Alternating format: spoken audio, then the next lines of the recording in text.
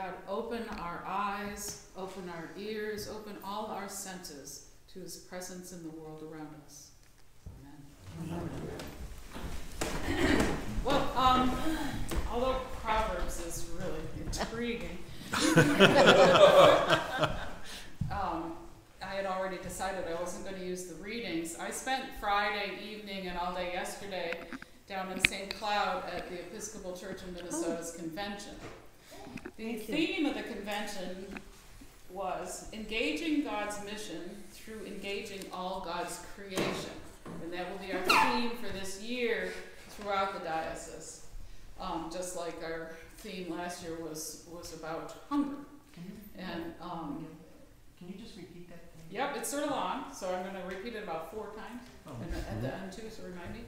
Engaging God's mission, which is kind of what they're starting each one of these with, through engaging all God's creation. So I thought we'd start there, engaging all God's creation. And this is a conversation, it's not a lecture. So what does that mean to you? Engaging all God's creation.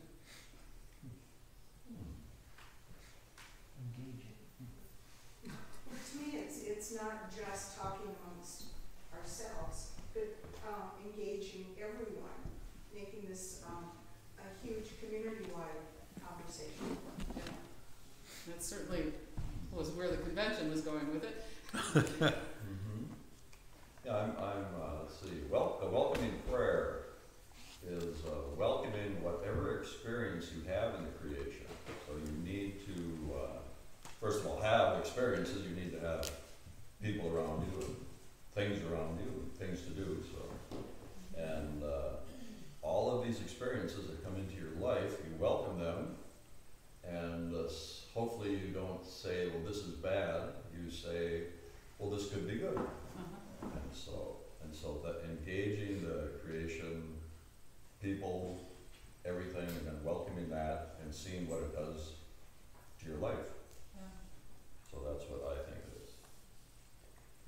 I think it's an interesting symbolism that we've been doing for a while of engaging God's creation by having dogs in church.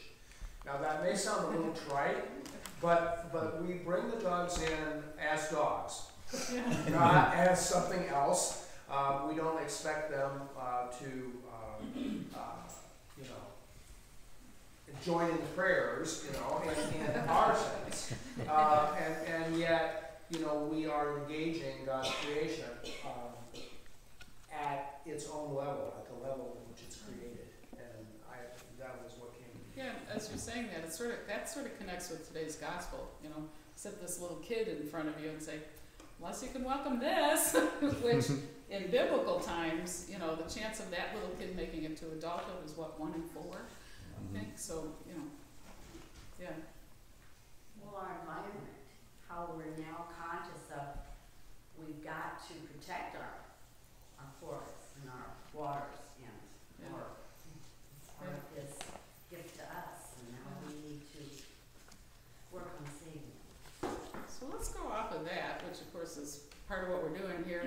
How many are involved or have given to either one? That's a question I was asked when I was serving on jury one time. Have you been involved in or contributed to an environmental organization? Okay, I have not. That's funny. Not the Timber Association. No, I think that the is. association is. Yeah. I think that's. It's I not. Yeah. I want to make sure that we're understanding that this isn't one Right. way of looking at things either. So, I, for a long time, have been a member, but not very active since we moved up here at Land Stewardship, which has to do with farms. And they're very interested in getting people back onto, young people onto farms, let's put it that way. Young people on the farm, since most farmers are going to die very soon. They're really aging out, so it's an issue. So that's one of my involvements. Okay, so the question then is, okay, so I'm not using today's readings, but what kind of biblical background do we have to talk about the ecology or the environment or stewardship is our other big word, right? You're all biblical scholars, I know you are. There's one or two of them that, Well, I think of the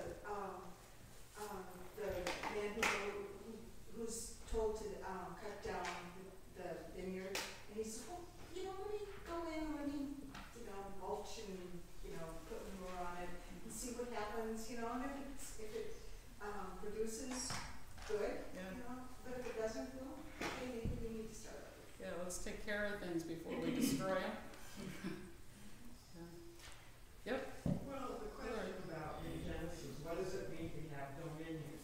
Yeah. Exactly. And is it dominion as a power, or is it dominion as stewardship? Yeah. And it's an interesting question because the other night I went to our 3A conversation with all the candidates who were running. And there was a lot of environmental conversation with very different perspectives. And it was just interesting to hear, was it dominion or was it stewardship? And that was really the question that I think in some ways was being laid out. And it was even fascinating to hear the conversation about how do you hunt for wolves? And both the candidates all said that they were hunting.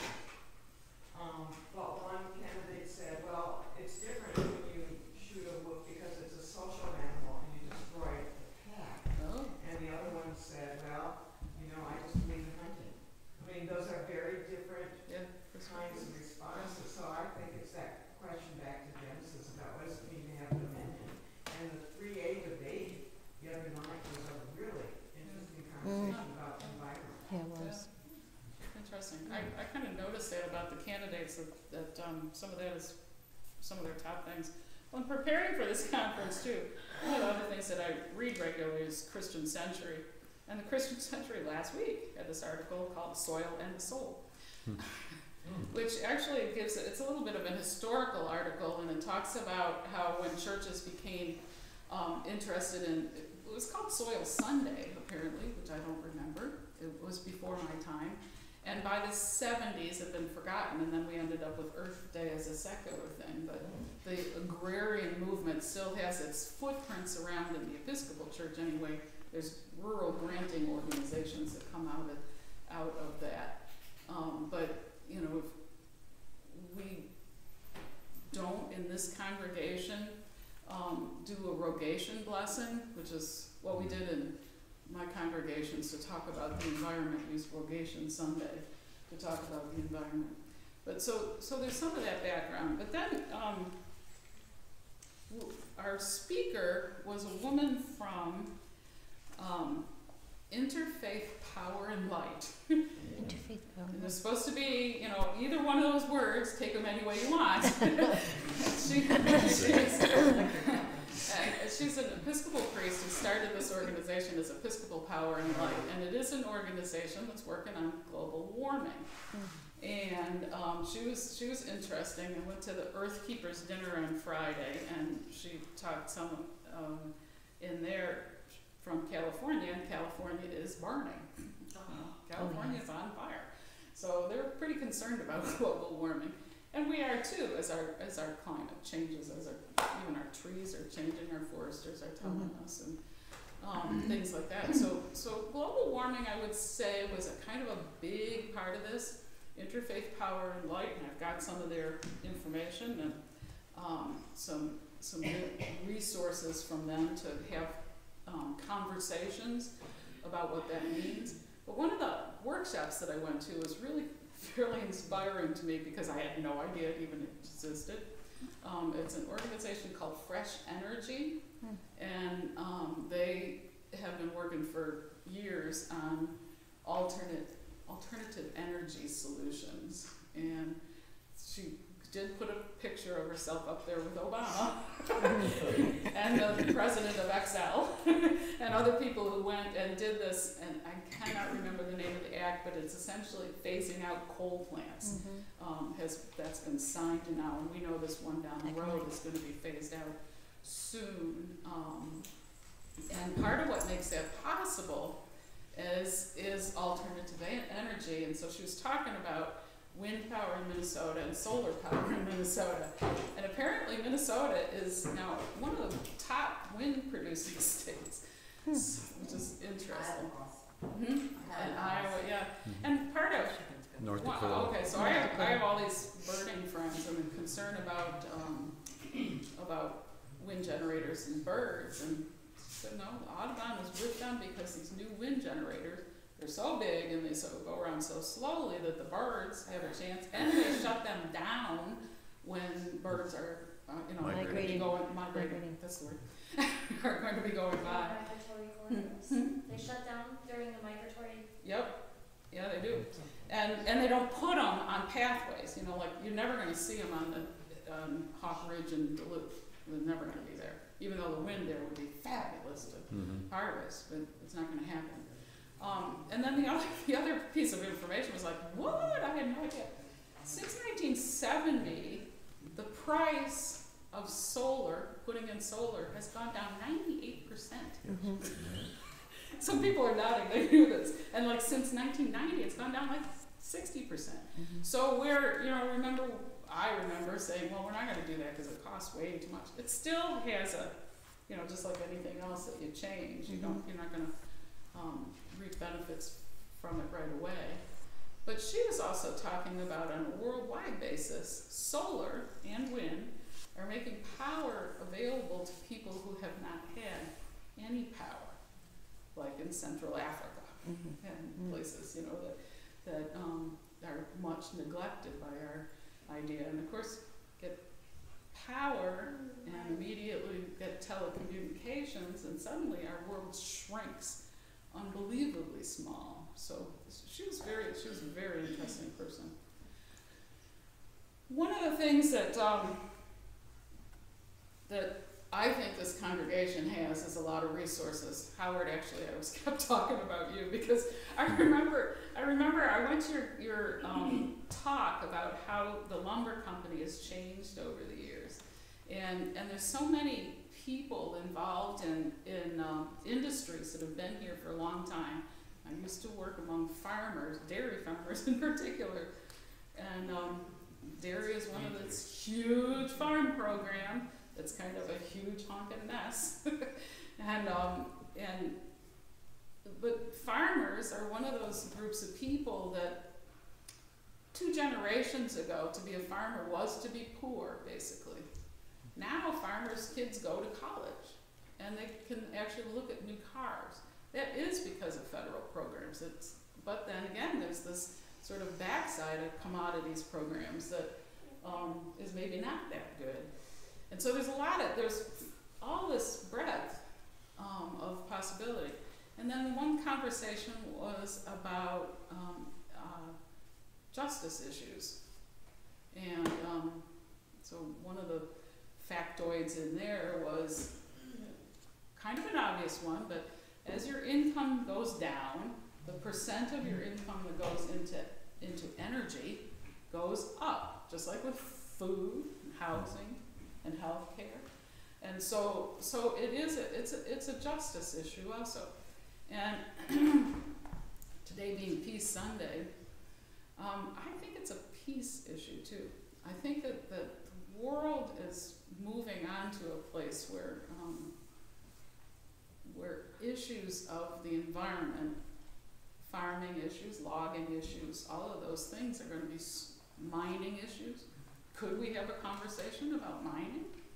Could we have a good conversation about mining? I was sitting around with people from our region, which is from, Ely to Hinckley and around. They all said, "Oh, I don't want to do that." But can we talk about mining? Can we? What does it mean? So I got another question for you, and it's a tough one to think about it. What would you be willing to do differently this week that could change God's creation for the better? And maybe you already know what could be lots of different things. What kinds of things would you be willing to do differently this week?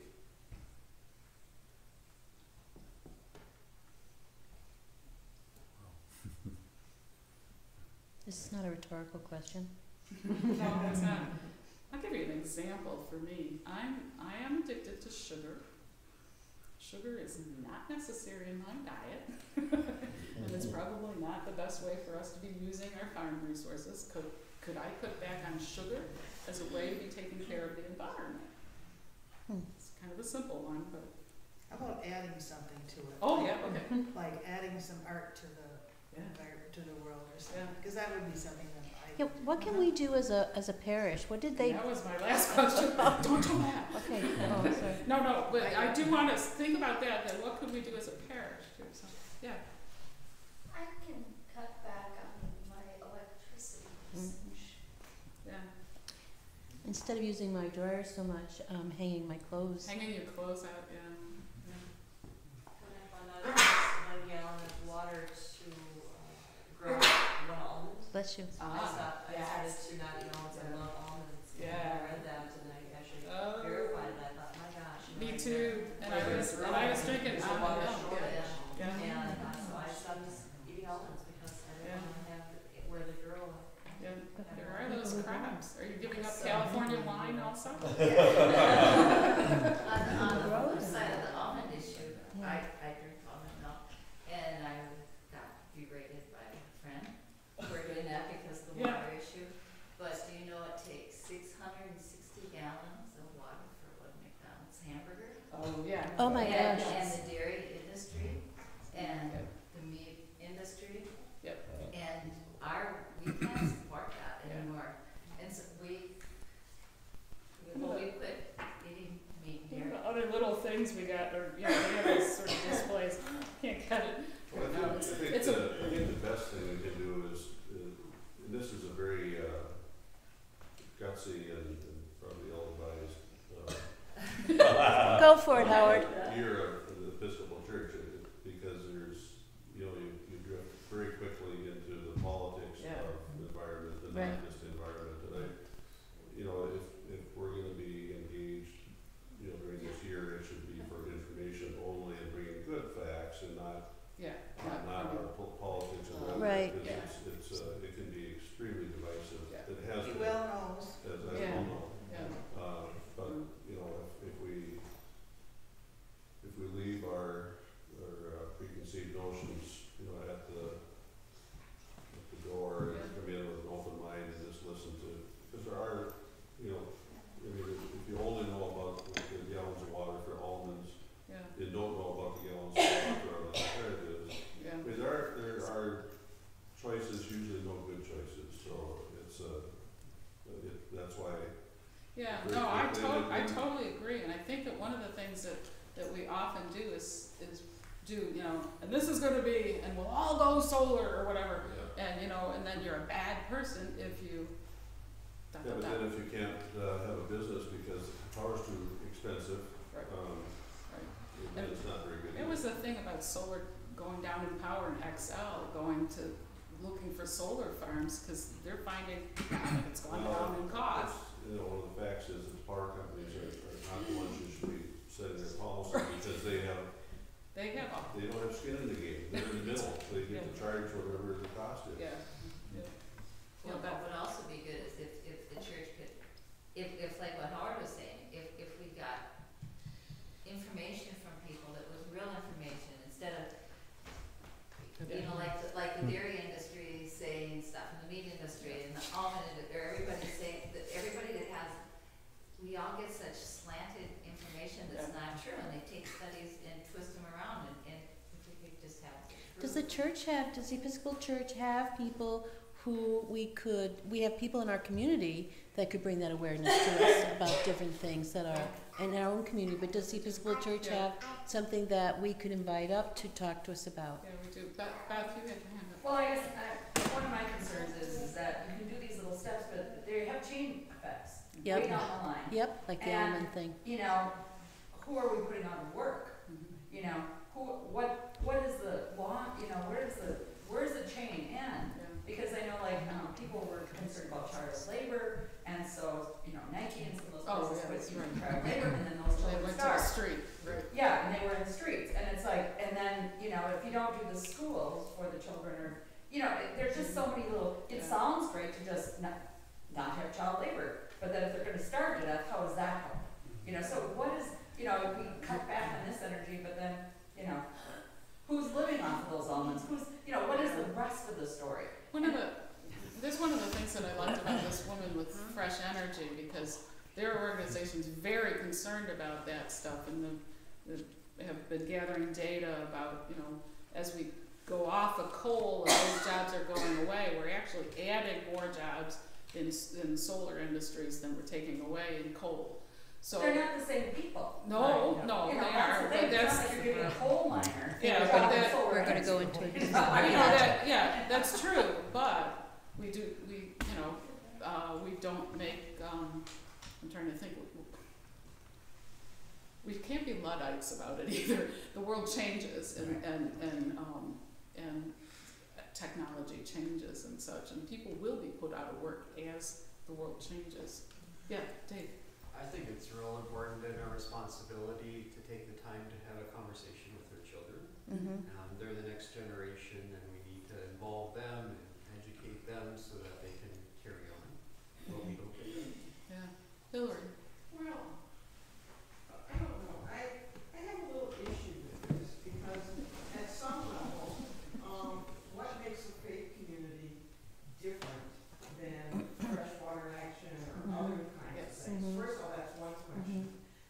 And I don't really, I used to be with the UCC, I was on their Environmental Justice Committee, and I got off of that committee. And I did it because I couldn't figure out, when they started getting into climate change and everything else, was that really a faith issue? The second thing, it feels very classist to me. You have to have the luxury of time, and you have to have the luxury of, I mean, I take a look at it, how many minority communities are involved in these kinds of issues. It seems to be primarily driven by particular class and particular race. Well, I think that, And so I just put a word of caution that what are the things, I think the other way to ask the question, another way to ask the question is, are there people in this room out of their faith background who feel committed to work in organizations committed to environmental issues? and I think that's. And it's not necessarily a church that has to do it, because I think that they're complex issues, and they can be very divisive. And I think to raise the question about how do we become stewards of our environment is a good question. Is it a church responsibility to do something like that? I'm not convinced that it is. I think it may be a responsibility to encourage parishioners, members of the congregation, to become involved with that sort of passion. But I don't see a lot of difference between organizations that are faith-based and those that aren't, working on a variety of environmental issues. I would say in some ways that's true. It just has to do with your motivation, but I would take issue with you about the minority involvement, because one of the things that is happening is in cities and places, their cooperatives are getting together to do solar energy on top of buildings, which offsets their electrical bills and things like that. So there are people working in poor communities all around the world, and I think energy is one issue about that. But so is land use. Yeah. My son's an environmentalist with the Iowa Soybean Association. Oh, yeah. They're working with farmers in Iowa to help them become, I forget the word, but so they can get government incentives for practicing environmental procedures. So they're working with them on the amount of fertilizers they're putting on their land,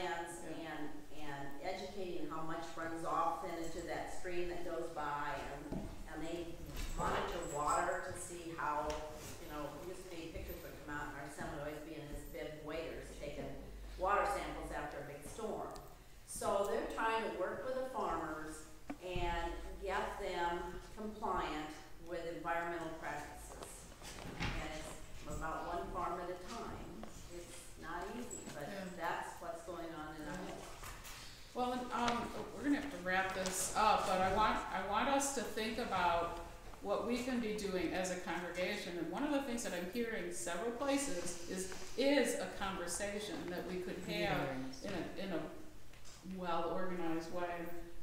Brought this Earth Keepers is the name of the Episcopal Earth Keepers Circle, excuse me, say the whole word. And the Interfaith Power and Light are two organizations who will come and help you have a conversation and have some other resources too. So that's a real possibility. So I think that it's time to move on. I think what I think is important as Christians is to keep in mind what Hillary said. This is not an issue for the elite. This really is for the whole earth. And I think that's why engaging all of God's creation. I think we're talking about the little frogs that we're worried about, and we're worried about kids escaping war in Syria, and all of that has to do with our environment also. So it's Could I just make, I don't want to, you're welcome to say more also, but the issue of all of the environment, I think is really critical, because one thing didn't get us into this predicament. No. Okay, it wasn't coal plants, it wasn't farm pesticides, it wasn't any one thing. It's been a way that we have developed, and one thing is not going to get us out of it.